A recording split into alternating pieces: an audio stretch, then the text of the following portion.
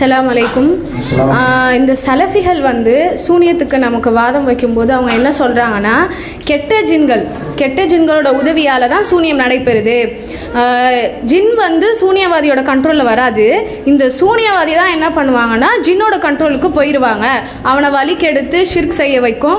இன்னும் இறந்தவர்களோட உடலை வந்து சாப்பிட வைக்கும். இந்த அகோதிகள் சொல்லுவாங்க. இந்த மாதிரி இவங்க என்ன சொல்கிறாங்கன்னா, ஜின் வந்து மனிதனோட உடலில் ஏறுமா அப்படின்னு கேட்டால் அதுக்கு ஒரு சில குர்ஆன் வசனம் ஹதீஸை ஆதாரமாக சொல்கிறாங்க. அல் பக்கராவில் 273வது வசனம், வட்டி வாங்கி உண்பவன் வந்து மறுமை நாளில் ஷைத்தான் தீண்டிவனை போல பைத்தியக்காரனாக எழுவான். இது சொல்கிறாங்க. இன்னும் ஷைத்தான் வந்து மனிதனோட இரத்த நாளங்களை ஓடுறான். இது அதுக்கப்புறம் ஹாக்கிமில் 4232 ஹதீஸ். அதில் என்னென்னா, ஒரு பெண்மணி வந்து ரசூல்லா கிட்ட ஒரு சிறுவனை அழைச்சிட்டு வருவாங்க.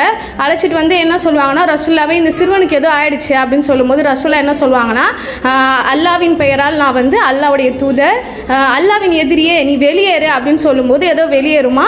அப்புறம் அந்த சிறுவனுக்கு எல்லாம் சரியாயிடும். அதோட அன்பளிப்பா ரசூல்லாவுக்கு ஒரு ஆடும் சிறிது வெண்ணையும் கொடுத்தாங்கன்ற மாதிரி சொல்றாங்க. இவங்களுக்கு நம்ம எப்படி பதிலடி கொடுக்கறது? அதாவது சகோதரி என்ன கேட்குறாங்கன்னா, சூனியம் தொடர்பாக கேட்டுட்டு ஷைத்தான் தொடர்பாகவும் சில கருத்துக்களை முன் வச்சிருக்கிறாங்க. சூனியம் அதற்கு சக்தி இருக்குது என்று சில மக்கள் சொல்கிறாங்க. நாம் சொல்கிறோம், குர்ஆன் படி ஹதீஸின் படி சொல்கிறோம், சூனியத்துக்கு எந்த விதமான சக்தியும் இல்லை, அதற்கு ஆற்றல்லாம் இல்லை, அதை நம்ம நம்பக்கூடாது. சூனியத்தின் மூலமாக கணவன் மனைவியை பிரிக்கலாம், சூனியத்தின் மூலமாக வியாபாரத்தில் நஷ்டத்தை உண்டாக்கலாம் என்றெல்லாம் சொல்கிறார்கள். அப்படிலாம் எதையுமே உண்டாக்க முடியாது, அதற்கு ஒரு சக்தி இல்லை, அது ஒரு ஏமாற்று வேலை அப்படின்னு நம்ம சொல்கிறோம். அப்போ அவங்க என்ன கேட்குறாங்க, சூனியத்துக்கு சக்தி இருக்குது, அது எப்படி அந்த சக்தி அவர்களுக்கு உண்டாகிறது, சூனியக்காரர்களுக்கு அந்த சக்தி எப்படி உண்டாகுதுன்னா கெட்ட ஜின்கள் மூலமாக உண்டாகுது. கெட்ட ஜின்கள் நரமாமிசத்தை சாப்பிடுமாறு தூண்டுவார்கள், கெட்ட ஜின்கள் பல காரியங்களை செய்யுமாறு தூண்டுவார்கள். அது மூலம் அந்த காரியங்களெல்லாம் சூனியக்காரர்கள் செய்யும் பொழுது கெட்ட ஜின்களுக்கும் அந்த சூனியக்காரர்களுக்கும் ஒரு தொடர்பு ஏற்பட்டு அது மூலமாக தான் அவன் சூனியத்தின் மூலமான காரியங்களை நிறைவேற்றுகிறான். இந்த கணவன் மனைவியை பிரிக்கிறதா இருந்தாலும் சரி, வியாபாரத்தில் நஷ்டத்தை உண்டாக்குறது, பைத்தியக்காரனாக்குறது, இது எல்லாமே எது மூலமாக நடக்குதான்? கெட்ட ஜின்களை மூலமாக நடக்குது. கெட்ட ஜின்களுக்கும் சூனியக்காரர்களுக்கும் எப்படி தொடர்பு அப்படின்னா, சூனியக்காரன் அந்த கெட்ட ஜின்களை வசப்படுத்திடலாம். இவங்க ஒன்று சொன்னால் அதை கேட்குற மாதிரி கெட்ட ஜின்களை கண்ட்ரோலில் கொண்டு வந்துடுறான். அதற்கு பிறகு அந்த கெட்ட ஜின்கள் மூலமாக இந்த காரியம் நடக்கிறது அப்படின்னு சொல்கிறாங்க. இது ஒரு கேள்வியாக முன்வைக்கப்பட்டிருக்கிறது. அதோடு சேர்த்து இப்போ கெட்ட ஜின்கள் மனிதர்களுடைய உடம்புல வர முடியுமா அப்படின்னு கேட்டால் வர முடியும் என்பதற்கு குர்ஆன்ல இருந்து சில வசனங்களை சொல்கிறாங்க, சில செய்திகளை சொல்கிறாங்க, ஹதீஸுகள் என்று சில செய்திகளை சொல்கிறார்கள். குர்ஆன்ல என்ன வசனத்தை சொல்கிறாங்க, இந்த யார் வட்டி வாங்குறவங்கள பற்றி சொல்லும் பொழுது, அல்லதீன யஅகுலூன ரிபா லா யகூமுன கமா யகூமுல்லதி யதஹப்பத்துஹு ஷைத்தானு மினல் மஸ். யார் வட்டியை உண்கிறார்களோ அவங்க நாளை மறுமை நாளில் ஷைத்தானால் தீண்டப்பட்டவர்களைப் போலத்தான் எழுந்திருப்பார்கள். அப்போ பாருங்க, ஷைத்தானால் தீண்டப்பட்டவனை போன்று மறுமை நாளில் எழுந்திருப்பான் அப்படின்னு. இந்த உலகத்தில் யார் வட்டி வாங்குறாங்களோ அவங்களெல்லாம் மறுமை நாளில் எழுப்புவான்ல, மறுமையில் எல்லாரும் எழுப்புவான், ஒவ்வொருவரையும் ஒவ்வொரு டைப்பில் எழுப்புறான். அப்போ வட்டி, இந்த உலகத்தில் வட்டி தொடர்பான உணவை உண்டவர்கள், வட்டி அடிப்படையில் பொருளாதாரத்தை சம்பாதித்து ஹராமான முறையில் உண்டவர்கள், அவங்களெல்லாம் எழுப்பும்போது எப்படி எழுப்புவானாம்? ஷைத்தானால் தீண்டப்பட்டவர்களை போன்று எல்லாம் எழுப்புவான். அப்போ ஷைத்தான் வந்து தீண்டுவாங்கிறது தெரியுதுல்ல, அந்த ஷைத்தான் தான் கெட்ட ஜின்னு, இப்படி இந்த வசனத்தை வச்சு சொல்கிறாங்க. அதே மாதிரி ரசூல் ஸல்லல்லாஹு அலைஹி வஸல்லம் அவங்க நமக்கு சொன்னாங்க, இன்ன ஷைத்தான எஜ்ரி மினல் இன்சானி மஜ்ரத்தமி. ஷைத்தான் மனிதர்களின் ஒவ்வொருவருடைய இரத்த நாளங்களில் ஓடிக்கொண்டிருக்கிறான். அப்போ ஷைத்தான் தான் நம்ம உடம்புக்குள்ளேயே ஓடிக்கிட்டு இருக்கிறானே. அப்போ அவன் இந்த ஜின்னுங்கிறவன் வந்து ஷைத்தானை பொறுத்தவரை அவன் ஜின் இனத்தை சார்ந்தவன். ஷைத்தான் இருக்கிறான்ல இப்லீஸு, இப்லீஸ் வந்து கான மினல் ஜின்னி, அவன் ஜின் இனத்தை சார்ந்தவன். அப்போ அதில் உள்ள கெட்ட ஜின்கள், ஷைத்தானு இப்லீஸ் எல்லாமே ஜின் இனம்தான். அந்த ஜின் இனங்களில் உள்ள கெட்ட ஜின்கள் மனிதர்களுடைய இரத்த நாளங்களின் மூலமாக மனிதர்கள் உடம்புல ஓடலாம் தானே, மனுஷனை ஆட்டுவிக்கலாம் தானே. அப்போ ஜின்கள் வந்து மனிதர்களுடைய உடம்புல புகுந்துருவாங்க, அது மூலமாக பல காரியங்களை அவன் பண்ணுவான் என்று இந்த செய்திகள்லாம் முடிச்சு ஜாயிண்ட் போட்டு அப்படி சொல்கிறாங்க. சூனியத்துக்கு சக்தி இருக்குன்னு சொல்கிறதுக்கு எப்படி இவ்வளவு சுற்றி இங்கே அங்கே போய் இங்கே போய் ஷைத்தான் ரத்த நாளம், மனிதர்களுடைய ரத்த நாளங்களில் ஷைத்தான் ஓடுறான். அதே மாதிரி இன்னொரு செய்தி, ஒரு சிறுவனுக்கு ஏதோ உடம்பு முடியலன்னு கூட்டு வரும் பொழுது ரசூலுல்லாஹ் சொன்னாங்களாம், உஹ்ருஜி அதுவல்லாம், அல்லாஹ்வின் எதிரியே வெளியேறு அப்படின்ன உடனே ஏதோ வெளியே வந்துருச்சு. வெளியே வந்த உடனே அந்த பையன் நல்லாயிட்டான். ரசூலுல்லாவுக்கு அன்பளிப்புகள் வெகுமதிகள்லாம் கொடுத்தாங்க. அப்போ இந்த செய்தியை வைத்துக்கொண்டு ஜின்னு வந்து மனுஷ உடம்புல இருக்குது, மனுஷ உடம்புல ஜின்னு போக முடியும் என்பதை என்று சொல்கிறாங்கங்கிறாங்க. இப்போ இவ்வளோ செய்திகள் இருக்குல்ல, இந்த கோத்து பலவாறு சொல்கிறாங்கல்ல. இப்போ ஒன் பை ஒன்னாக நம்ம புரிஞ்சுக்குவோம். முதலாவது விஷயம், ஜின்கள் மனிதர்களின் உடம்பில் புக முடியுமா? இதை ஃபஸ்ட் நம்ம கிளியர் பண்ணிடுவோம். அதுக்கப்புறம் சூனியத்தை தொடர்படுத்தி சொல்கிறாங்களா, ரெண்டாவது நம்ம புரிஞ்சுக்குவோம். முதல் விஷயம், ஜின்கள் மனிதர்களின் உடம்பில் புக முடியுமா, மனிதர்கள் உடம்புல புகுந்துட முடியுமா அப்படிங்கிறது தான் ஃபஸ்ட்டு. ஜின்களை பொறுத்தவரையும் அவர்களும் நம்மை போன்ற ஒரு படைப்பினம். நம்ம கண்ணுக்கு தெரிய மாட்டாங்க. நமக்கு எப்படி அறிவு ஞானம் வழங்கப்பட்டிருக்கிறதோ, பகுத்தறிவு வழங்கப்பட்டிருக்கோ, சுயாதீனமாக நல்லது கெட்டது எது என்பதை அறிந்து தேர்வு செய்யக்கூடிய உரிமை வழங்கப்பட்டிருக்கோ, அது மாதிரி உரிமை வழங்கப்பட்டவர்கள் தான் ஜின். அவங்களும் இன்னொரு ஒரு படைப்பினம். அந்த படைப்பினம் படைக்கப்பட்டதன் நோக்கம் முழுக்க முழுக்க நாம் எதற்காக படைக்கப்பட்டோமோ அதே போல தான், அல்லாஹ்வை வணங்கணும், தூதருக்கு கட்டுப்படணும். இதுதான் ஜின்கள் படைக்கப்பட்டிருப்பதின் நோக்கம். அல்லாஹ் குர்ஆன்ல தெளிவாக நம்மளை மனிதர்களை பற்றி சொல்லக்கூடிய பல இடங்களில் ஜின்களையும் சேர்த்து அல்லாஹ் சொல்கிறான். ஒமா ஹலக்குத்துல் ஜின்ன வல் இன்ச இல்லா லியஅபுதுன். ஜின்களையும் மனிதர்களையும் என்னை வணங்குவதற்காகவே தவிர நான் படைக்கவில்லை. அப்போ மனுஷனை பற்றி அல்லாஹ் சொல்லும் பொழுது என்ன வணங்குறதுக்கு தான் உன்னை நான் படைச்சேன்னு மனுஷனை சொல்லும் பொழுது அந்த இடத்துல எல்லாம் யாரையும் சொல்லிடுறான், ஜின்களையும் சொல்லிடுறான். அப்போ ஜின்கள் படைக்கப்பட்டிருப்பது நோக்கமும் எதுதான் நோக்கம், அல்லாஹ் வணங்கணும், அதுதான் அவங்க நோக்கம். மனிதர்கள் எப்படி அல்லாஹ் வணங்கணுங்கிறதா நம்ம நோக்கம். ஆனால் அந்த நோக்கத்தை மீறி அல்லாஹ் வணங்காமல் இறைவனுக்குரிய வணக்க வழிபாடுகளை செய்யாமல் மீறி கெட்டவர்களாக செயல்படுற மாதிரி ஜின்கள்லையும் நல்லவர்களும் இருக்கிறார்கள், கெட்டவர்களும் இருக்கிறார்கள். அல்லாஹ்வுக்கு கட்டுப்படாமல் வணக்க வழிபாடுகளை பின்பற்றாமல் அதிலிருந்து மாறுபட்டு நடக்கக்கூடியவர்களும் இருக்கிறார்கள். டோட்டலாக நம்மை போன்ற ஒரு படைப்பும். அவங்களுக்கும் மறுமையினால விசாரணைலாம் உண்டு. ஜின்களுக்கும் மறுமையினால விசாரணை நடக்கும். மனிதர்களை விசாரித்து சொர்க்கம் நரகம்னு தீர்ப்பளிக்கிற மாதிரி ஜின்களுக்கும் அல்லாஹ் கொடுப்பான் சொர்க்கம். ஜின்கள்லையும் நல்லவர்களை சொர்க்கத்துக்கு அனுப்புவான், கெட்டவர்களை நரகத்துக்கு அனுப்புவான். வலக்கது தரஅனா லி ஜஹன்னம கதீரம் மினல் ஜின்னி வல் இன்ஸ். நரகத்திற்கென்றே அதிகமான ஜின்களையும் அதிகமான மனிதர்களையும் நாம் படைத்திருக்கிறோம்ங்கிற அல்லாஹ். சில பேர் நரகத்துக்குன்னே இருக்கிறாங்க, மனிதர்களிலிருந்தும் கணிசமானோர் நரகத்துக்கு போவாங்க அல்லாஹ் சொல்லிட்டான். ஜின்களிலிருந்தும் கணிசமானோர் நரகத்துக்கு போவாங்க. காரணம் லஹும் குலூபுன் லா யஃப்கஹூன பிஹா. அவங்களுக்கு சிந்தனை வழங்கப்பட்டிருக்கிறது, அதை கொண்டு சிந்திக்க மறுக்கிறான், சத்தியத்தை புரிய மாட்டேங்கிறான். காதுகள் கொடுக்கப்பட்டிருக்கிறது, அதை கொண்டு சத்தியத்தை கேட்க மாட்டேங்கிறான் என்று ஒரு அடிப்படையில் அவங்களுக்கு நரகம் உண்டுன்னு நல்லா சொல்லிடுறான். அப்போ இதே மாதிரி மனிதர்களுக்கு தீர்ப்பளிக்கப்படுற மாதிரியே தான் ஜின்களும் தீர்ப்பளிக்கப்படுவாங்க. இவ்வளோ விஷயங்கள் இருக்குது. என்ன டிஃப்ரெண்ட்னா, அவங்க கண்ணுக்கு நம்ம தெரியும், நம்ம கண்ணுக்கு அவங்க தெரிய மாட்டாங்க. நம்ம கண்ணுக்கு ஜின்கள் தெரிய மாட்டாங்க, ஆனால் ஜின்கள் கண்களுக்கு மனிதர்கள் நாம தெரியும். மார்க்க சபைகள் நடக்குமே ஆனால் அதிலெல்லாம் வந்து உட்காந்துருப்பாங்க. இப்போ பள்ளிவாசலில் ஜும்மா இருக்குங்க, நல்ல ஜின்கள் ஜும்மாவுக்கு வந்துடுவாங்க, பள்ளிவாசலில் தான் உட்காந்துருப்பாங்க. நமக்கு முன்னாலேயோ பின்னாலேயோ எங்கேயோ உட்காந்துருப்பாங்க. மார்க்க சபைகள் நடக்குதா, அதுக்காக என்ன ஆக காலி சேரில் எதுவும் ஜின்கள் உட்காந்துருப்பாங்களோ, எதுவும் ஒரு 2 ஸ்டெப்பு தள்ளியே அடிப்போம் அப்படிலாம் பயப்பட வேண்டிய அவசியம்லாம் இல்லை. வருவாங்க நல்ல சபைகள்ல எல்லாம். நீங்கள் உங்கள் குடும்பத்துக்கு மத்தியில் மார்க்கத்தை பேசிக்கிட்டு இருக்கிறீங்க, உங்கள் பிள்ளைகளுக்கு மார்க்கத்தை சொல்கிறீங்க, அப்போ கூட நல்ல ஜின்கள் வரலாம் மார்க்கத்தை கேட்கறதுக்கு. அப்போ இது அவங்களால எந்த விதமான டச்சும் நமக்கு இருக்காது. அவங்க நம்மளை பார்ப்பாங்கங்கிற ஒன்று தானே தவிர, பார்ப்பதை தாண்டி அவர்களுக்கும் நமக்கும் ஃபிசிக்கலாக எந்த விதமான தொடர்பும் இல்லை, ஃபிசிக்கலாக எந்த விதமான டச்சும் இல்லை. ஒன்றே ஒன்று மட்டும்தான் இருக்குன்னு நல்லா சொல்லிட்டான். என்ன? இப்லீஸ் என்பவனும் ஜின் இனத்தை சார்ந்தவன் தானே. அந்த இப்லீஸை மையப்படுத்தி அல்லாஹ் சொல்லும் பொழுது மனிதர்களுடைய உள்ளங்களில் வஸ்வாஸ் என்கிற எண்ணத்தை உண்டாக்குவார்கள். மனக்குழப்பம் எண்ணம் உண்டாகும், வஸ்வாசம் உண்டாகும், இப்லீஸ் உண்டாக்குவோம். இப்போ தொழுகையில் இருக்கிறோம், அல்லாஹ்வுக்கு தக்பீர் கட்டுறோம். தக்பீர் கட்டும்போது பல்வேறு விதமான எண்ணங்கள் வருதுல்ல. ரசூலுல்லாஹி சொன்னாங்களா இல்லையா, ஷைத்தான் வந்துடுவான், அதை கெட்ட ஜின்னு ஷைத்தான் வந்துடுவான், வந்து உதுக்குர் கதா வக்கதா, உதுக்குர் கதா வக்கதா, இதை நினைத்து பாரு அதை நினைத்து பாருன்னு சொல்லுவான். இப்படிலாம் வருதுல்ல. அப்போ கெட்ட விஷயங்கள் நினைச்சு பாருன்னு சொல்லுவான். இதுதான் அவனுடைய அதிகபட்ச வேலை. இதை தாண்டி நம்ம உடம்புக்குள்ளே புகுந்துறதோ, ஜின்னு மேலாடுது, சில பேர் சொல்லுவாங்களோ உடம்புக்குள்ளே ஜின்னு புகுந்து ஆட்டம் போடுதுன்னு, இதெல்லாம் நடக்கவே நடக்காது. அப்படி ஒரு ஆற்றல் வழங்கப்படவே இல்லை ஜின்களுக்கு, அந்த ஆற்றலே இல்லை. ஜின்னு அடிச்சிருச்சுங்க வாங்கி கதை விடுறது எல்லாம். இவன் போய் யார்ட்டையாவது அடி வாங்கிட்டு வந்துட்டு, யாரை அடிச்சா இல்லை ஜின்னு அடிச்சிருச்சு, நைட் நேரம் யாருமே இல்லை, யார் அடித்தானே தெரியல, கண்டிப்பாக ஜின்னாக தான் இருக்கும், இவனா ஒரு முடிவுக்கு வர்றது. இந்த ஜின்னு அடிச்சிருச்சு, ஜின்னு பிடிச்சிருச்சு. சில பேர் இந்த தூங்கும்போது தூங்குறாங்கல்ல, தூங்க பார்த்தா உடம்பு வந்து அப்படி அமுக்குற மாதிரி இருக்கும். வாழ்நாளில் எப்போவாவது ஒரு தடவையோ 2 தடவையோ சில பேருக்கு அது நடக்கும்.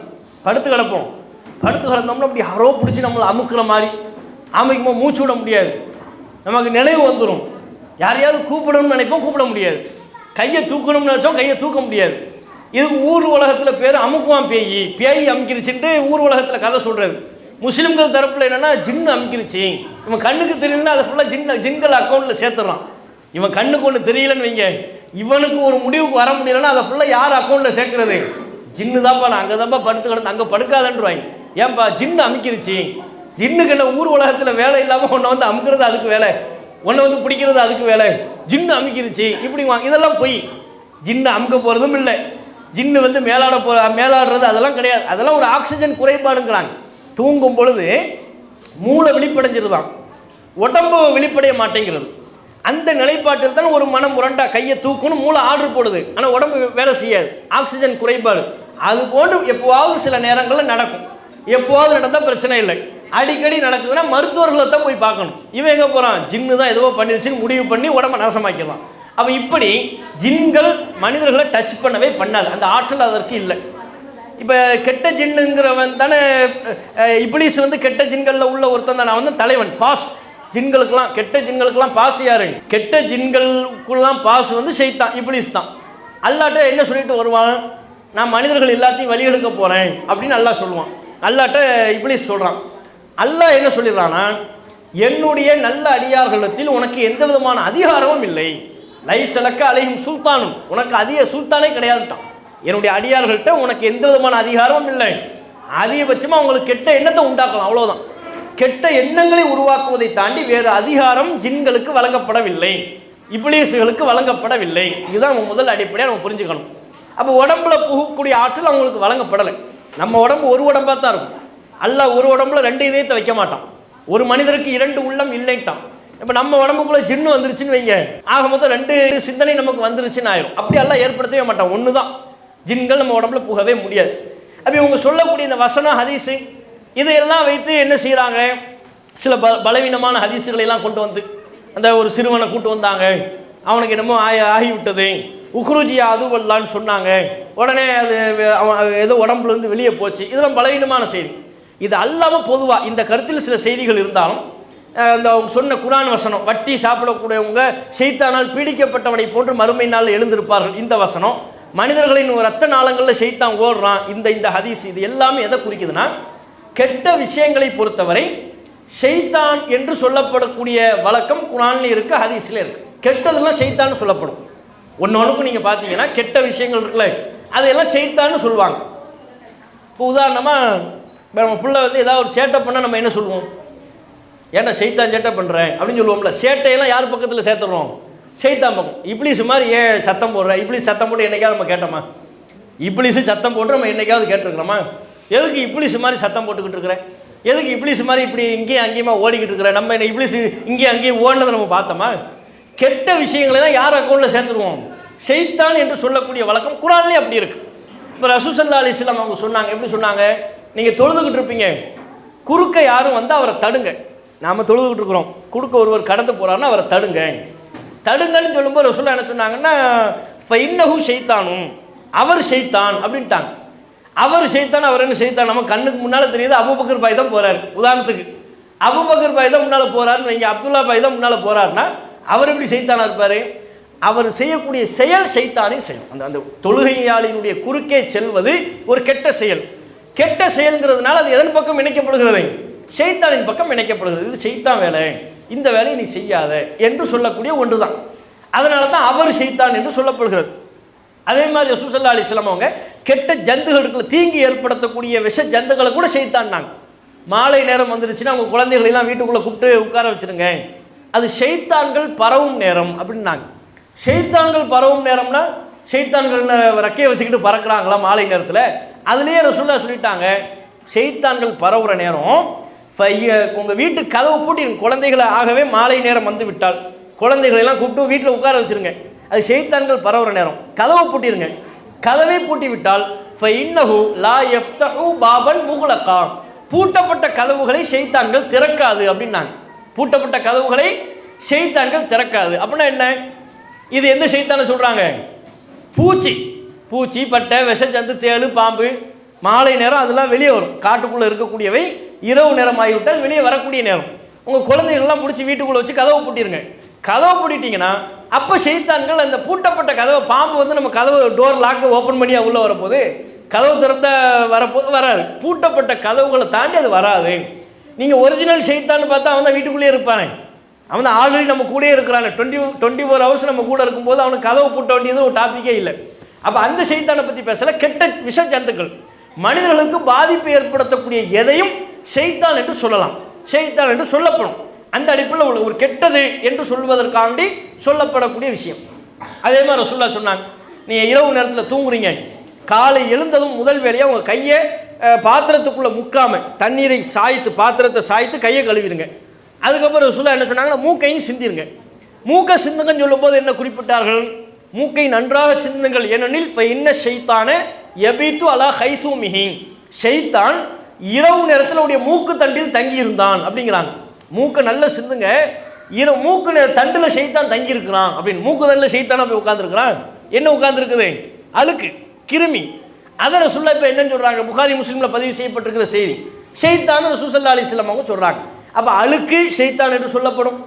ஒரு கெட்ட செயல், தொழுகையாளின் குறுக்கே செல்வதுங்கிறது ஒரு கெட்ட செயல், அது ஷைத்தான் என்று குறிக்கப்படுகிறது. அந்த செயலில் ஈடுபடக்கூடிய ஒரு ஷைத்தான் சொல்லப்படுகிறது. விஷஜந்துகள் ஷைத்தான் என்று சொல்லப்படுகிறது. அது மாதிரி ஒரு விகாரமான தோற்றம் இருக்குல்ல, பார்ப்பதற்கே பயங்கரமாக இருக்கு, அல்லது பார்ப்பதற்கே அருவருப்பாக இருக்கு, இந்த விகாரமான தோற்றமும் ஷைத்தானோட இணைச்சி சொல்லப்படும். அந்த அடிப்படையில் தான் குர்ஆன் சொல்லுது, உலகத்தில் யார் யாரெல்லாம் வட்டியை உண்டு கொண்டிருந்தார்களோ அவங்க மறுமை நல்ல விகாரமான தோற்றத்தில் எழுப்பப்படுவார்கள்.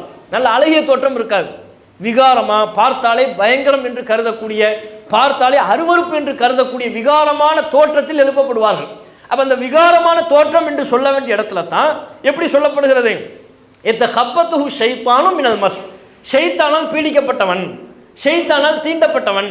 அது ஒரு உதாரண சொல் தானே தவிர ஷைத்தானால் மனிதர்கள் தீண்டப்படுவார்கள் என்பது கிடையாது. எப்படி அந்த தொழுகையாளியின் குறுக்கே செல்பவர் ஷைத்தான் கிடையாது, அதே மாதிரி.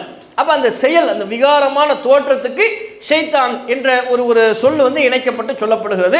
அதுதான் அதில் உள்ள விஷயம். அதே மாதிரி ரசூல் ஸல்லல்லாஹு அலைஹி வஸல்லம் அவங்க சொல்லக்கூடிய மனிதர்களுடைய உடம்புல ரத்த நாளங்களில் ஷைத்தான் ஓடுறான் அப்படின்னா, ஷைத்தான் ஓடுகிறான் என்பதுடைய பொருள் ஷைத்தான் இருக்கிறான், வசுவாசம் உண்டாக்குவான். நம்ம எல்லா இடங்களையும் மலக்கு தான் நம்ம கூட இருக்கிறாங்க, மலக்கு இருக்கிறாங்கல்லங்க. மலக் மா எல்ஃபிது மின் கவுலின் இல்லா லதைஹி ரகீபுன் அதீத். ஒவ்வொரு மனிதர் எந்த சொல்லை சொல்லாலும் அதை கண்காணிக்கக்கூடிய மலக்கு வானவர் அதை பதிவு செய்யாமல் இருப்பதில்லை அப்படிங்கிறாங்கல்ல. மலக்கு தான் நம்ம கூட இருக்காங்க, அதெல்லாம் நம்ம மலக்காயிருவோமா? மலக்கின் தன்மை நமக்கு வந்துருமா? எந்த பணிக்காக நியமிக்கப்பட்ட அந்த வானவர் இருக்கிறாரோ அந்த பணியை செய்வார். இரத்த நாளங்களில் ஷைத்தான் ஓடுறான்னா தீய சிந்தனை ஓடும், ஷைத்தான் இருக்கிறான் என்பதனுடைய பொருள் என்ன? அந்த ஷைத்தான் வசுவாசை உண்டாக்குவது தான் அதனுடைய பொருள். வசுவாசம் உண்டாக்கும், அவ்வளோதான். அதை தாண்டி நம்ம உடம்புக்குள்ளே புகுந்து கெட்டதாகவே அப்படி பயங்கரமான ஒரு இன்னொரு பெர்சனாகவே மாற்றி வைக்கக்கூடிய தன்மையெல்லாம் ஷைத்தானுக்கு கிடையாது. அதான் அதில் உள்ள விஷயம். இந்த கெட்ட ஜின்கள் மூலமாக சூனியத்தில் காரியம் சாதிக்கிறாங்க அப்படிங்கிறதுக்குள்ள எந்த ஆதாரமும் இல்லை, எல்லாம் யூகம், யூகத்தின் பேரில் சொல்லக்கூடிய ஒன்று. ஒரு சூனியக்காரன் வந்து நரமாமிசம் சாப்பிடுவார், அதை ஜின்கள் செய்ய தூண்டுவார்கள். சூனியக்காரன் அதை செய்வான், அதை செய்யும்படி ஜின்கள் தூண்டும். இதெல்லாம் நம்ம கற்பனை, நாமளாக சொல்லிக்கொள்ளக்கூடியது. நேரடி சான்று இருக்கா? நேரடி ஆதாரம் இருக்கா? குரான் இருக்கா? குரான் வசனம் இருக்கா? ஹதீஸ் இருக்கா? அப்போ மார்க்கத்தில் இவங்க கற்பனையை புகுத்தி சூனியத்துக்கு இல்லாத அந்த சூனியத்தை உண்மைப்படுத்த முயற்சிக்கிறார்கள் என்பதுதான் அதில் உள்ள விஷயம். இஸ்லாம் மற்றும் சமுதாய செய்திகளை அறிந்து கொள்ள தமிழ்நாடு தௌஹீத் ஜமாஅத் யூடியூப் பக்கத்தை உடனடியாக சப்ஸ்கிரைப் செய்து கொள்ளுங்கள். மேலும் பெல் பட்டனையும் கிளிக் செய்து கொள்ளுங்கள்.